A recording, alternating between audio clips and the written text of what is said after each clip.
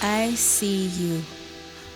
You're seated on the other side of the wall with your arms against your knees and your head hanging low in shame. I see you.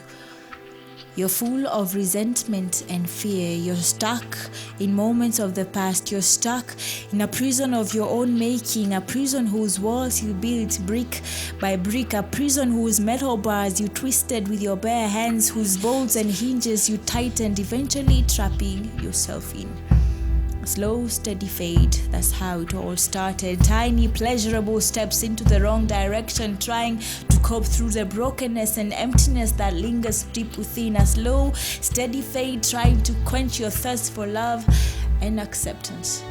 Now your life knows no color but the darker shade of black. You look in contempt at the height from whence you've fallen, and you wonder if you'll ever get back on your feet. Yes, time and time again you've wanted to start all over, but you just can't seem to find a way because the burdens on your shoulders have been getting heavier by the day. Addictions have been holding you down. Afflictions have been tearing you down. Depression has been wearing you out, sucking the life out of you with every passing minute. So you've stopped fighting. You've considered defeat. You've even made acquaintances with your jailer, your accuser who comes to see you night and day, killing every ray of hope, stealing your joy, and utterly destroying your relationship with God behind your back. And with every visit, he brings along an extra chain, an extra degree of guilt, leaving you 10 times deeper into the mud. Then, shh, he whispers, keep still. You have the right to remain silent. Everything you do or say will definitely be used against you. Speak only when I speak to you. Keep your hands visible at all times. Keep them in this brand new cast that I got you. Do not attempt to run. You have no rights. Do not attempt to resist. After all, you are just a thing. My thing. You are nothing. You are nothing but a piece of filth. I see you. You've been buying into his lies, and now you're too scared, too ashamed to pray or even seek for help. But what if I told you that the dungeon is not your place? What if I told you that your ransom was paid for in full by a king?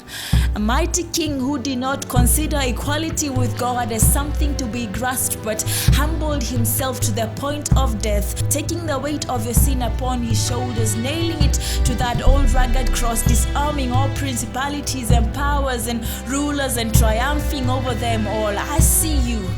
You're completely ignorant of the fact that the word has already accomplished the purpose for which he was sent. It is finished. The Lamb has overcome, and he forever holds the keys of Hades and death in his hands.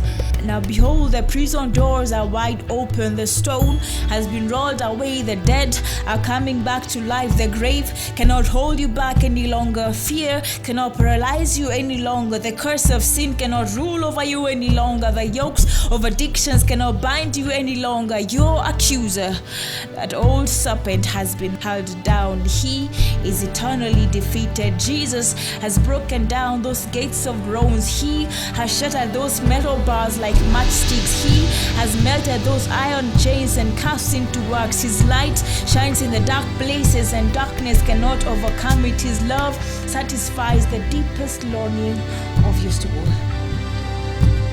And today the truth sets you free. He stretches his hand to you. He calls you forth out of the dungeon. Walk out, darling, walk out. And yes, I know how difficult it can get, but if you're sick and tired of that place you've been, you make that conscious decision to forgive yourself.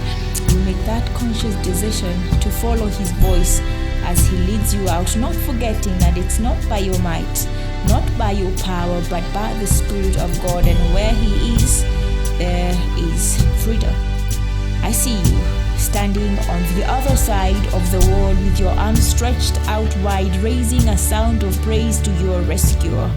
I see your face shining in gladness, reflecting the glory of your Savior. I see you safe, hidden in the shadow of the wings of the Almighty. I see you secure, wrapped in the warmth of his embrace. I see you clean, washed and purified by the blood of the Lamb. I see you. and I see you free.